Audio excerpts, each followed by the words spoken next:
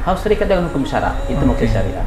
Apa saja itu dalam bisnis? Konsep 5 jari. Nah, ini adalah menceritakan dari hulu sebagai konsultan akad bisnis konversi syariah. Kita mau mengambil masa di media sosial, kita kan kasih benefit dulu, manfaat kopi, apa segala macam dari dunia kesehatan.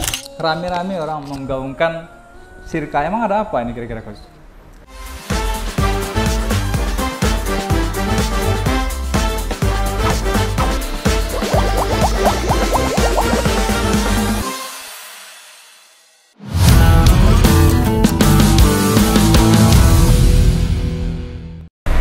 Bismillahirrahmanirrahim. Assalamualaikum warahmatullahi wabarakatuh. Selamat pagi menjelang siang, sahabat podcaster dimanapun Anda berada. Kita bertemu kembali di acara podcast Naira. Sebagaimana biasa, kita melakukan live streaming, tapi hari ini agak berbeda karena hari ini kita langsung ke lokasi di salah satu kota Medan dengan branding SCS ya, Sigar Kopi Syariah. Nah, lokasinya di sekitar Jalan Catur ya, benar ya? Gunung Arca. Nah, Gunung Arca ya ini ya. Mudah-mudahan nanti mungkin bertempat yang baru, kita akan update lagi di media sosial. Tapi ada yang unik pada pada siang hari ini. Ini perlu kita angkat, kita diskusikan bahwa memang untuk kali kesekian kalinya kita melakukan shoot di lokasi ya, secara offline pada siang hari ini. Dan langsung saya perkenalkan, ada Coach Alif di sebelah kanan kita. Assalamualaikum Coach. Waalaikumsalam. Dan ada Om Noir di sini ya, sebagai salah satu pengusaha kopi Gayo yang ada di Kota Medan. Nah, jadi kalau sering-sering cari kopi ya, terkait dengan produk-produk kopi, dan beberapa di antaranya ada di depan kita ini, nanti bisa dilihat di cuplikannya bahwa kopi ini merupakan produk yang banyak dicari juga oleh masyarakat, bagi khususnya pecinta kopi ya. Nah, apa yang istimewa dari pembicaraan kita pada siang hari ini, yang tepatnya hari ini tanggal 24 April ya, 2024, berkenaan dengan 17 Syawal. 26 ya, sorry ya. Salah catat saya. 26 April, sorry. 2024, 17 Syawal, 1445 Hijriah. Nah, hari ini saya sendiri karena kebetulan co-host kita, Coach Juna, Coach Juna lagi nggak hadir karena beliau lagi ada tugas di luar. Tapi tidak mengurangi kehangatan diskusi kita. Kita ingin bincang-bincang.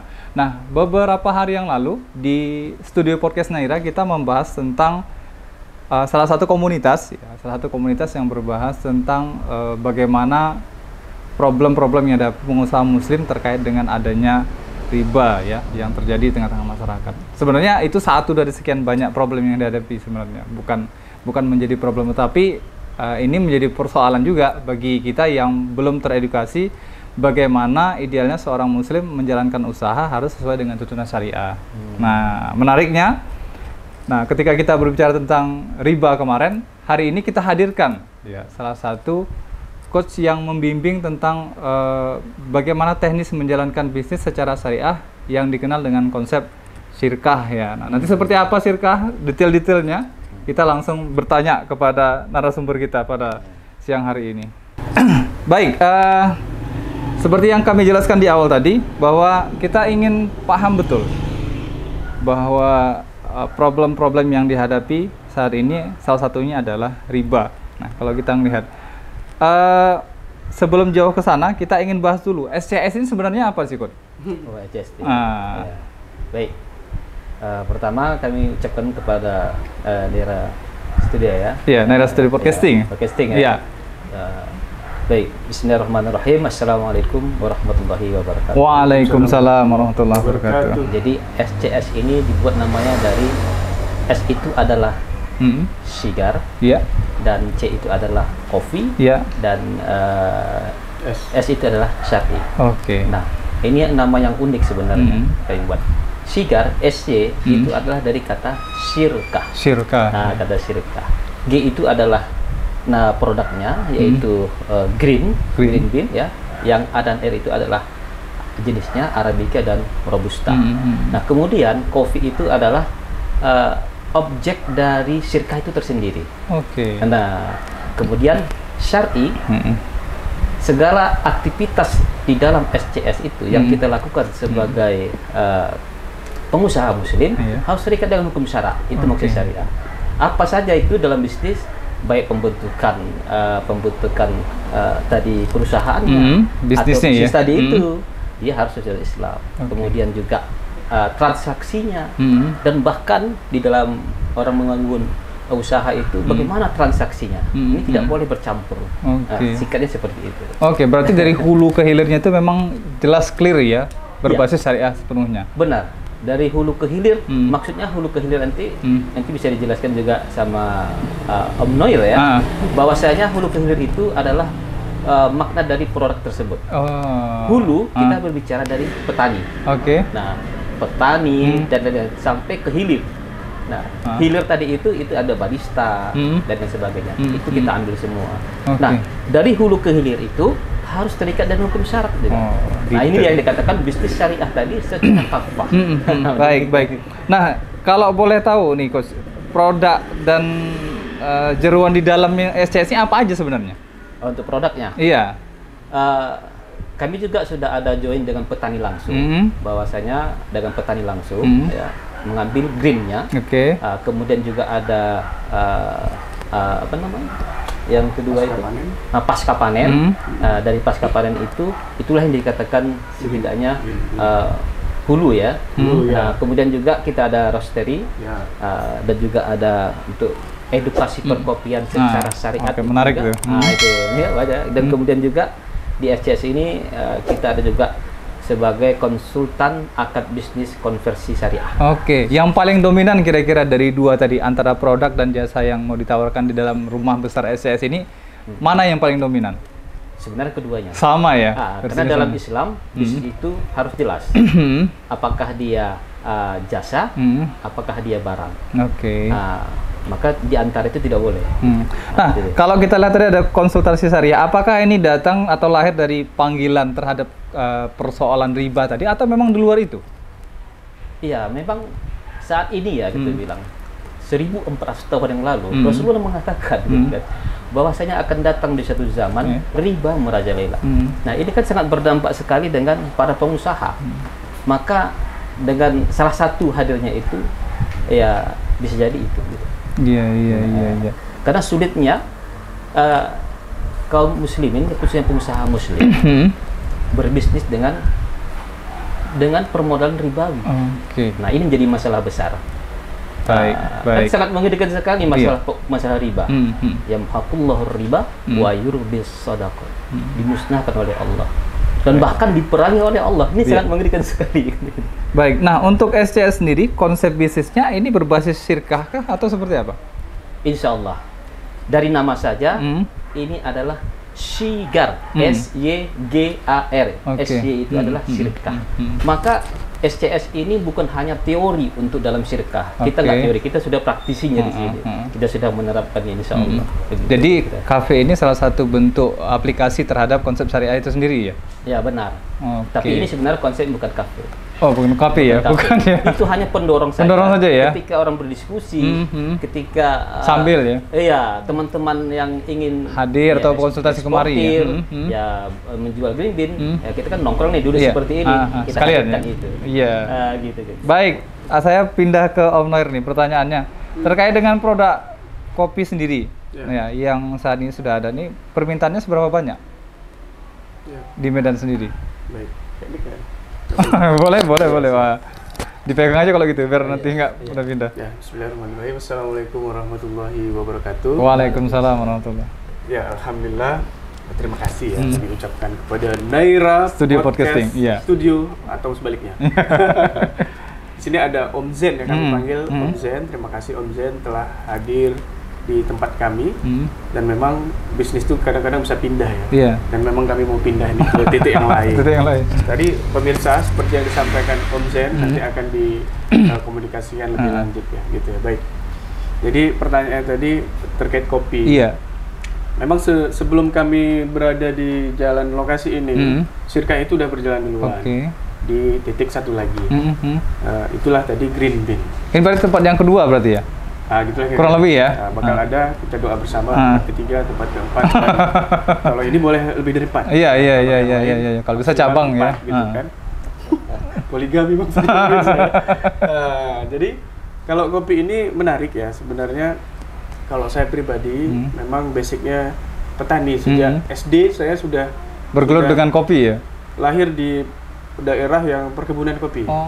Dan memang sudah masuk kebun, keluar kebun. Jadi kalau petani kopi itu udah biasa kena ulat bulu. Gitu. Iya.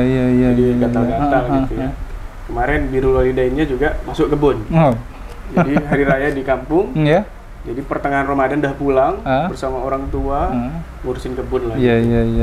Jadi masuk kebun. Nah, jadi dalam perkopian itu secara singkat kalau cerita tadi sempat diungkap hulu hilir. Kami mengambil dari guru kami yang di Gayo pakai konsep 5 jari. Nah, ini adalah menceritakan dari hulu sampai hilir. Di sini ada kelingking katanya. Kelingking ini yang paling kecil. Paling kecil betul. Yang paling sulit gitu. Yaitu petani. Nah, memang sumber kopi-kopi itu semuanya dari petani. Di sini ada kopi pemirsa. Nah, ini green bean ya pemirsa, ini roast bean. Nah, pemirsa nanti bisa buka. Udah bermacam ya. Bisa lihat nanti isinya bagaimana. Kemudian di sini ada juga minuman kopi. Betul. Nah, jadi dari petani ini, petani kami anggap sebagai pahlawan. Pahlawan. Kalau nggak ada mereka nggak ada kopi. Sama kayak beras. Kalau betul. Nggak ada petani beras, ya. Nggak sampai berasnya sampai ke rice cooker ya. Kita makan kan gitu. Jadi petani kopi ini adalah pahlawan. Berarti saya pahlawan juga. Karena saya petani kopi juga. Nah, kemudian petani itu tidak kemudian membuat minuman kopi. Mereka tuh panen segar langsung jual. Nah, kepada selanjutnya nih, di sini ada namanya proses pasca panen. Nah, kelihatannya lebih besar daripada kelingking karena keuangannya juga lebih lumayan. Gitu. Proses pasca panen ini bermacam-macam, mulai dari yang agen kecil, agen besar, dan seterusnya, sampai ada koperasi di situ. Di sini sangat menarik sebenarnya kita bahas syariat, jual beli transaksi yang mereka lakukan di sana. Ini bagian Coach Alif. Coach Alif yang handle itu ya. Kami turun ke Gayo, kami keliling ke prosesor-prosesor yang ada sana, yang besar, yang kecil, gitu ya. Termasuk yang mengumpulin green bean itu yang banyak ternyata koperasi. Dan mereka yang melakukan ekspor, meskipun ada non koperasi yang ekspor. Jadi wajar dia lebih besar dari petani. Kalau petani setahun bisa dapat 300 juta, dia bisa dapat 1 miliar gitu kira-kira. Kalau yang besar kan gitu ya. Kemudian di sini ada roastery. Roastery ini agak besar, panjang sedikit ya. Lebih dari sini ya. Roastery ini dia mengolah green bean dari pasca panen. Meskipun nanti banyak jenisnya, nggak mungkin kita jelaskan di sini. Satu konten pemirsa. Kan gitu. Undang kami lagi misalnya. Nah, roastery ini dia merosting kopi mentah ini menjadi roast bean, jadi yang coklat-coklat hitam itu pemirsa.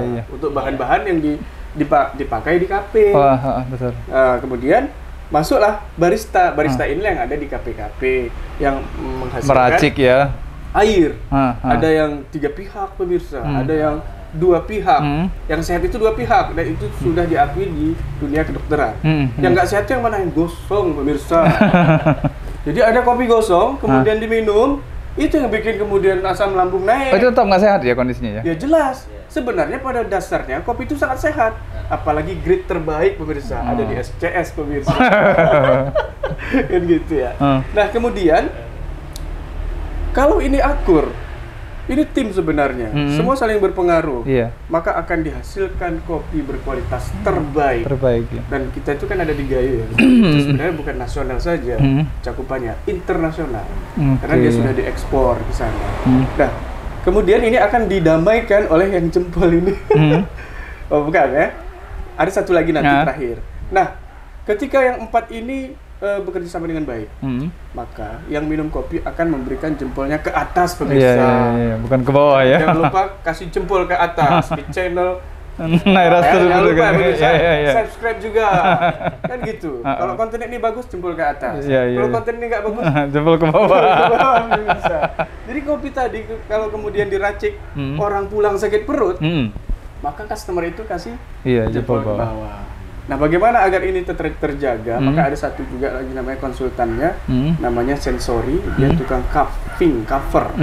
Panggilannya cover, kerjaannya cupping. Jadi kopi itu begitu di roasting, dituang air, ditubruk, kemudian diseruput untuk mengetahui kualitas kopi tersebut. Jadi sebenarnya di kopi ini banyak profesi. Iya. Petani, pasca panen, pedagang murni ada juga. Ya, kami kan pedagang juga. Ada yang kami nggak olah, kami beli, kami jual. Ada juga. Ada juga yang kami proses, berarti kami pengusaha. Kalau nggak kami proses berarti beli, jual, itu pedagang. Pedagang ya. Jadi ada profesi petani, ada profesi pedagang, ada pasca panen, proses biji ini, kemudian roastery, berarti dia industri. Yang di titik satu lagi itu roastery. Roastery ya.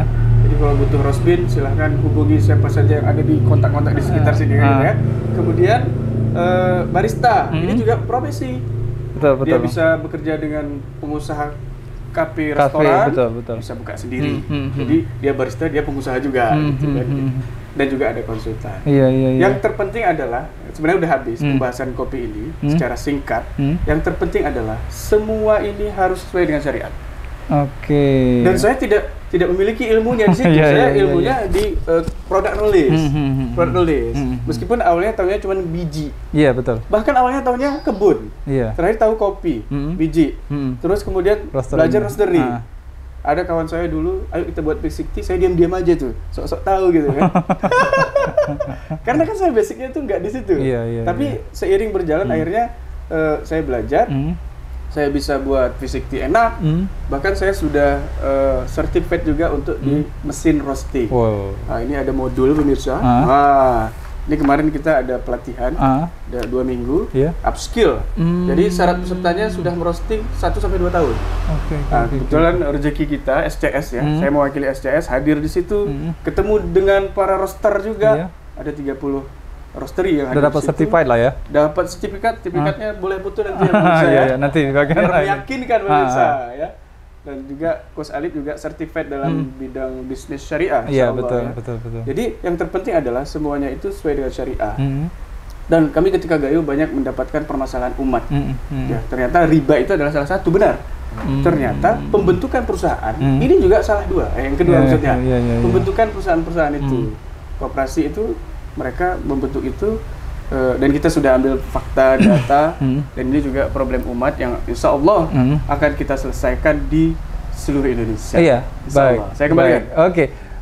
Menarik nih pembahasannya tadi, bahwa Om Nadir sudah menjelaskan tentang detail ya, hulu ke hilir terkait dengan proses kopi ini dari petani sampai kemudian ke meja kita inilah, katakan seperti itu. Nah, sebetulnya demand orang Medan khususnya terkait dengan kopi ini seberapa tinggi sih permintaannya? Ya baik, jadi ini ada fakta. Ada yang bilang, orang bilang gini, ya kopi ini banyak yang buka, banyak yang tutup. Betul. Ini fakta ini. Dia buka, dia tutup. Kayak mall di Medan lah, katakan seperti itu. Buka 10 nih di satu komplek ini. Yang lanjut 2. Yang 8 tutup. Betul. Ya, cuman kira-kira kopi ini akan berlanjut nggak nih? Ternyata meskipun yang 8 itu tutup, yang 2 ini lebih besar lagi pengambilannya. Nah, ini faktanya. Yang awalnya dia 1 kilo, kemudian jadi 20 kilo gitu. Jadi sebenarnya permintaan itu tetap besar. Baik yang dia adalah pengelola kafe, dan juga end user, individu-individu pecinta kopi seperti sahabat kami Ustadz Tommy. Nonton Ustadz Tommy ya.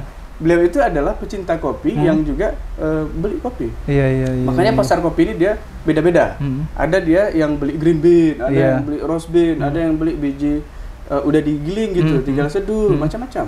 Makanya banyak sekali varian produk, ada yang saset, yang spesial saset, ada yang kemudian packing 200 gram, ada 1 kilo, tergantung kebutuhan mereka. Dan kemudian dari data terbaru, yang ini dilihat secara nasional oleh pakar kopi juga di Instagram kita dapat, kebutuhan kopi dalam negeri masih kurang. Jadi kalau dikumpulkan petani kopi ini dari Sabang sampai Merauke, gitu kan, dikumpulkan semua, kemudian sebagian diekspor, masih kurang untuk kebutuhan dalam negeri. Nah, kalau untuk Medan sendiri, yang tahu adalah pemain kopi. Kalau permintaan Medan tetap besar, tetap besar. Tapi besar itu bukan adanya di end user. Yang paling banyak ngambil itu adalah roastery. Makanya kami punya produk green bean. Green bean itu dia nyarinya adalah roastery itu adalah nyarinya itu green bean. Dia nggak cari bubuk. Betul. Dia nggak cari roast bean. Dia carinya green bean. Kenapa tuh dia harus cari yang green bean? Nah, yang pertama, dia akan bisa lihat langsung kualitas kopinya. Teksturnya juga ya. Teksturnya, grade-nya. Kemudian, ini kita lebih mendalam lagi nih di roastery. Iya, nggak apa-apa, silakan. Roastery ini, dari 1 kilo ini, misalnya kita roasting 200-200 sudah, bisa 5 rasa. Oh. Bisa 5 rasa. Bisa buat varian macam-macam ya? Bisa dari satu bahan yang sama, 5 rasa. Bahkan dari satu petani nih, dari satu kebun yang sama, bisa 5-10 rasa dibuat. Nah, gitu. Menarik ya. Roasting juga begitu. Dari satu jenis kopi ini bisa kita buat light roasting. Jadi roastingnya istilahnya setengah matang pemirsa. Iya. Light roasting. Kemudian lebih matang lagi, light to medium roast. Medium roasting, medium to dark. Dark. Lewat dari dark gosong pemirsa.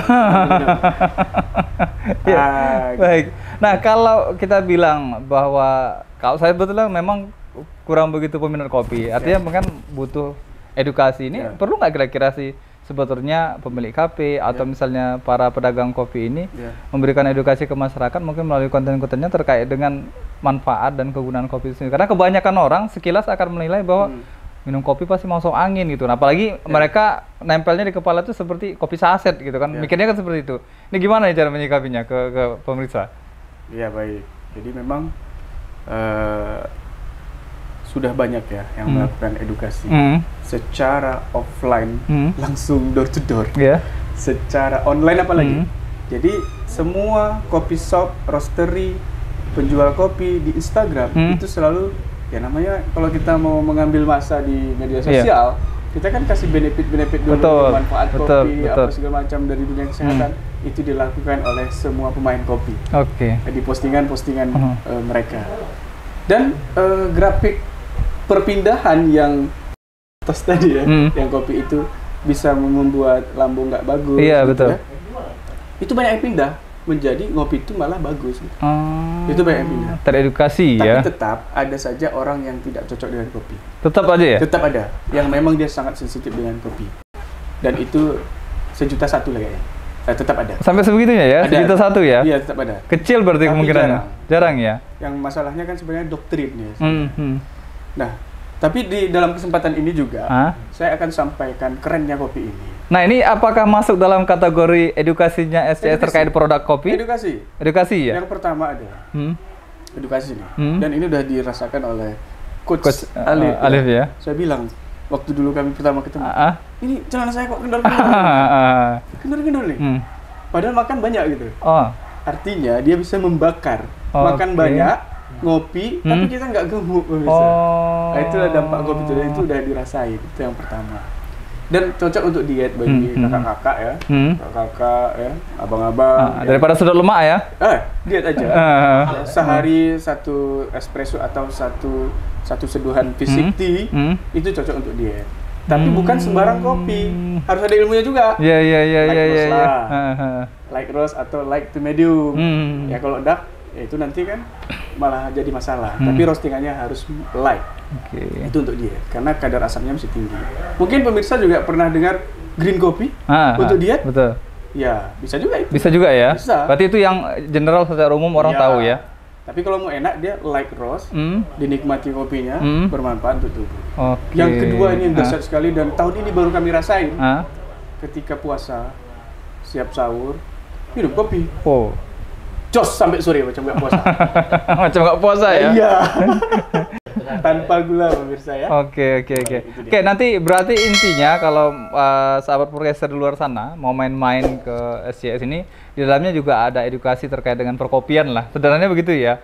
Mungkin ada jam-jam khusus kali nanti atau buat janji dengan teman-teman yang ada di SCS agar kemudian bisa mengetahui manfaat dan teknis penggunaan ya dan sajiannya juga ya terkait dengan kopi ini agar sesuai dengan kebutuhan dan konsumsi tubuh.